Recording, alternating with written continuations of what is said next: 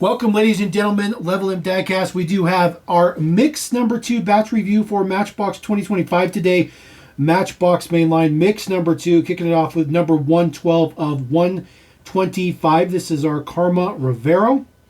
This is a pretty decent looking one. Not an insanely popular casting. The card art looks pretty good though. Definitely like the card art on there, and of course it does have the Karma logo up there in the corner, which is very, very nice. So we'll go ahead and get this guy popped out of there. Set this to the side. All right, here is our Karma Rivero. This does have a solid black roof, which is clear. There is an interior in there. It's just very, very, very dark for some reason. Just overtly dark, I should say. It's a little bit of a kind of a blue primer kind of color. It's kind of an interesting color for sure. All the bits and pieces on this are pretty much just black print. There's a little bit of details in the back. Of course, it does say Karma right there in the center, which is nice. Taillight prints look average. It's a pretty average print. It does have lensed headlights, which is not something that we typically see from a Matchbox casting, but it's okay. It's okay. I mean, it helps with the front prints and stuff on there. And of course, there is your base deets. 1345 is the man number for this particular one. This one is a bit of meh. The color's pretty good, but the model itself is not exactly the greatest one. All right, next one up, 11 of 125. This, of course, is the newest color for the 2012 BMW 3 Series Touring, which looks extremely good. This looks really, really good in blue. No logo there up on the corner. For some reason, I'm not really sure why some get logos up there and some don't. That's a very interesting decision that the Matchbox team must be making, but I would like to see the models have the logos up there all the time. This was a Super Chase last year. We did get a Super Chase for this one, which was really, really nice. This one has full prints on the front, which looks good. Does have the BMW logo there on the top as well. Uses the chrome D10s. I think that wheel looks really, really good on this model. The blue is exceptionally well done. It's a little bit lighter in person than it will show up on the camera. It's a little bit darker on the camera, but I assure you, just a little bit lighter than what you see there. And then, of course, there is some plate details on there. Nice Euro plate. Probably has a little bit of deciphering in there. You can always decipher that. Taillight prints look good as well. The kind of chocolate interior, kind of light tan chocolate interior, I think works very, very well for this model as well. 1283 is the man number. Casting's been around for just a little bit.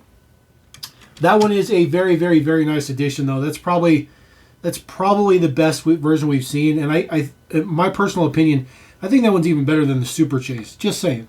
All right, next one up, we do have ourselves our first generic. As a matter of fact, this should be our only generic in the mix. Number 20 of 125. This, of course, is the Groundbreaker. This casting's been around for quite some time, since I'd say mid to late 2000s. We'll check the base code on there, see how close I am. It's a original, Matchbox original, as I like to call them. So there is no logo or nothing up at the top. Although it could just say Matchbox, but it'd be kind of redundant to be Matchbox and Matchbox twice. So we'll get that out of here. This continues the 70th anniversary construction deco theme, which I think is great. Unit number 31. There are 2 unit number 31s. I believe the roll working rig cement truck is also unit number 31. So they kind of got a little bit of overlapping there. When you have that many models, there's tends to be a little bit of an error there. But other than that, details on the side look pretty good. It says Groundbreaker on the side. This does move just up. It doesn't actually meet the ground, as you can see, but it does go up. The casting's a decent detail. It's a construction equipment, so I personally like that we're going to be getting more of this kind of stuff in the Mainline. I don't know how well that'll translate to the pegs, but personally, I think that this kind of stuff is great. So 2006 and 2013. So 2006 it was original casting. 2013 it was modified for whatever reason and whatever they changed on this casting. So that's a pretty decent one. I guess we'll put him at the bottom though, because it's a generic. It's not exactly the greatest one. All right, moving on from that, number 1 of 125. This, of course, is our 2019 Subaru Forester. I feel like there was a number 1 in the batch, in the first batch. If there is, I'll put a note down there. Maybe they just got the numbers wrong. 2019 Subaru Forester in a dark blue with some black D10 wheels on there. Get the card out of here for us. Take a look at our Subaru. I do like it with the black wheels on there. It's a little bit more, modern day status and style with a lot of SUVs, crossovers, and cars in general. Prints on the front look really good. Headlights look really good. Subaru symbol looks very, very good as well.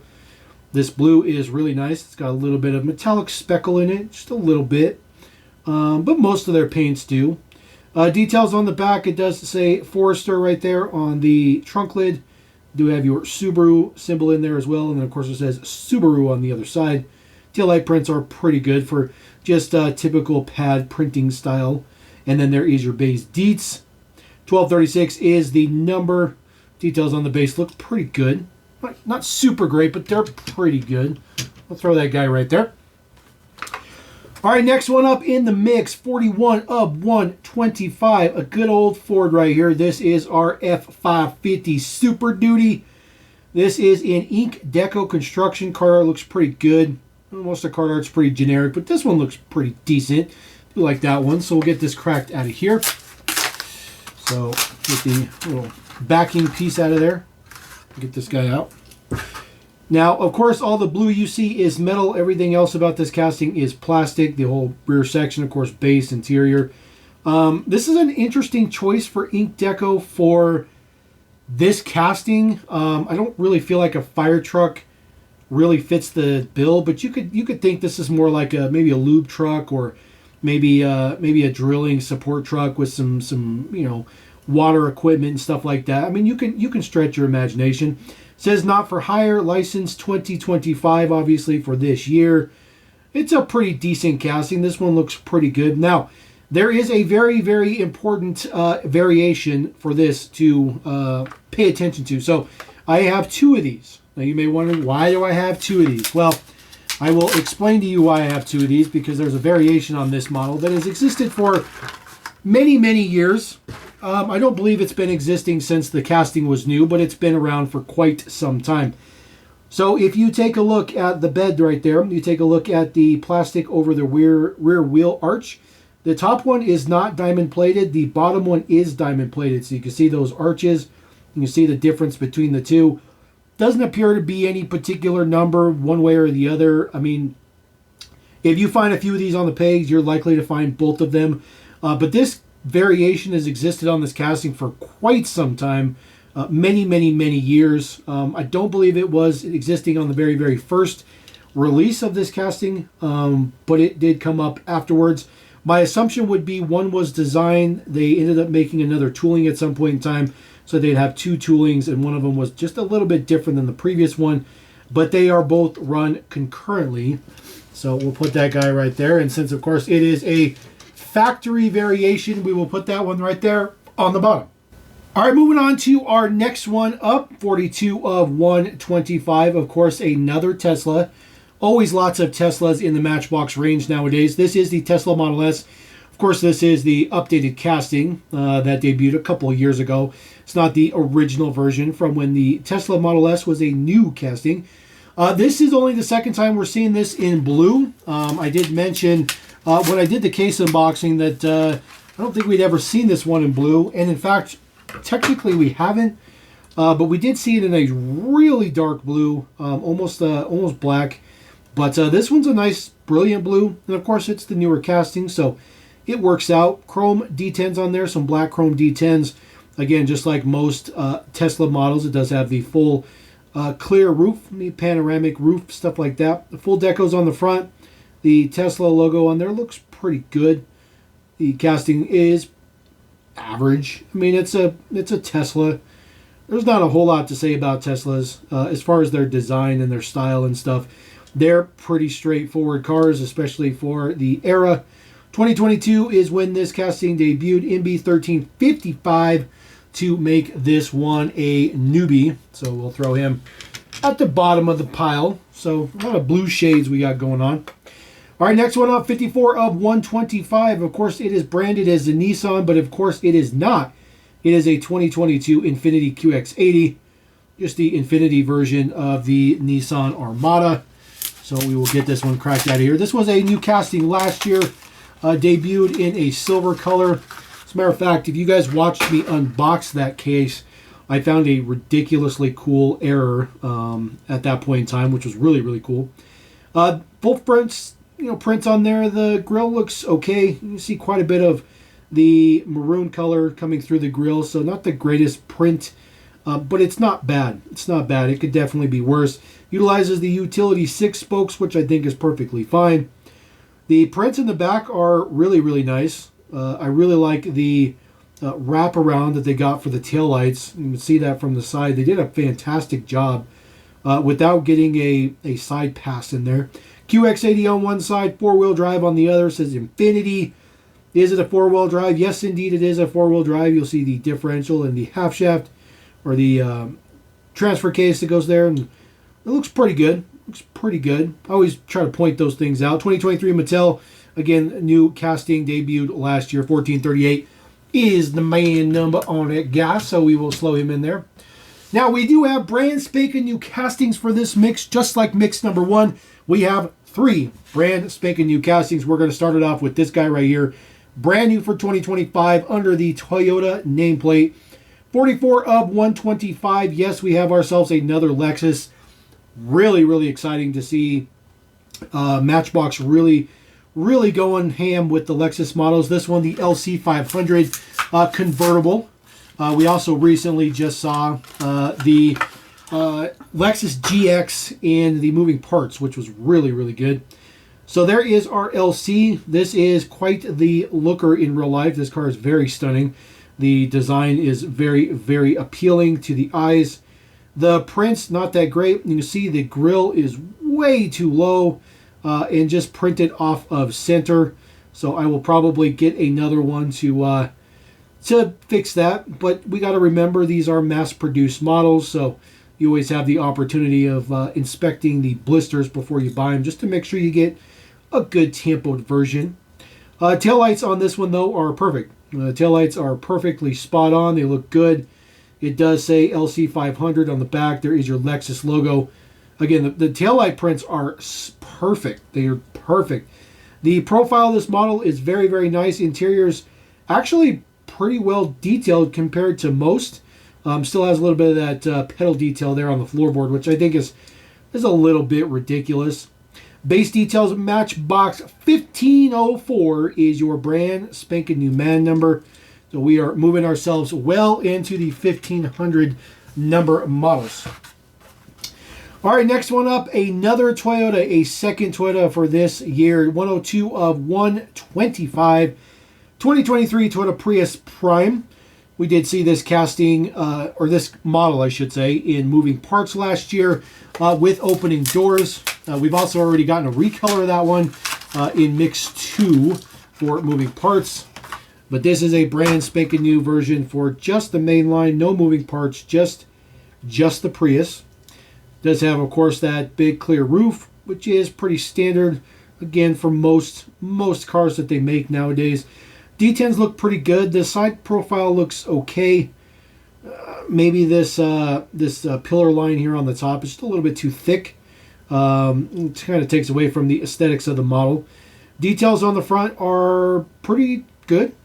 This model has this car in real life has a very, very interesting design for the headlights, and so Matchbox being able to get the prints on there, I think, is a pretty admirable attempt. It's not perfect, but it's not bad either. And then, of course, full prints on the back. Of course, it says Prius on there. It is a Prius Prime, so you have your Prime on there. The third brake light is done up there too in just some light gray. The Toyota symbol looks good. It's pretty crisp. But other than that, just a pretty straightforward model. 1493 is the man number for this particular Prius. Yet another kind of electric car, battery electric or hybrid, I should say. All right, the very last one in the mix. Now, I am a little biased, I will tell you. This is a very, very nice addition to the lineup. 37 of 125. This is your brand spanking new 2023 Dodge Charger Pursuit. And a little bit of that kind of Euro-style police deco maybe even Australian a little bit, which is very weird. It's a very odd choice for deco on this debut model. Now, we have desperately needed a new police car in the mix for sure. I'm not a huge fan of the red window, that is for sure. But you can see there's some pretty good details on the inside. It has a laptop and stuff in there. I might have to drill one of these open and just kind of get a better look on what's on the inside. This is a very interesting choice. So this is, of course, the Pursuit. However, it does have the SRT body kit on it. So it's got the hood. It's got the over fenders. It's got kind of the wide body look to it. It's got the spoiler on the back right here. It's even got the SRT bumper on it with the side vents. I get it. I get it. You're trying to appeal to a wide audience. You want to appeal to the youth. You want to appeal to collectors. You want to appeal to everybody. I just think it just doesn't look right. That's definitely not what a Pursuit Charger would look like. The push guard in the front, though, is extremely nice. Hopefully we can see this in premium deco someday. There's the side profile. Uses the disc hub wheels, which I think is pretty good. It says 1509 emergency. I guarantee you 1509 is going to be the man number. No prints on the back. It's always been a big bummer with Chargers is it's a relatively flat surface in the back. If it doesn't have taillight prints on it, they don't look right. This is just another case of that. It just doesn't look right. I wish they could have just given it just one additional pass on the backside. Base deets here, there you go. It is, of course, look at that. 1509 is, of course, the man number. I can almost guarantee that this deco was probably designed by Michael Geralda. He tends to use man numbers for unit numbers and all kinds of stuff all the time, which I think is actually a pretty cool idea. So there you go. That is mix number 2. That is the B mix, case B, for Matchbox 2025. A pretty sizable batch for sure. 11 models in there is a pretty good hefty, or I should say 10 models. That's a variation right there. But 3 new castings just like the first batch. If we continue to get 3 new castings per batch, it's going to be a very, very loaded year. So anyways, we're going to roll out. Drop a comment. Let me know what you guys think about that batch. Let me know what you think about the brand spanking new castings added to the mix. And we'll catch you next time on your Level M. Peace.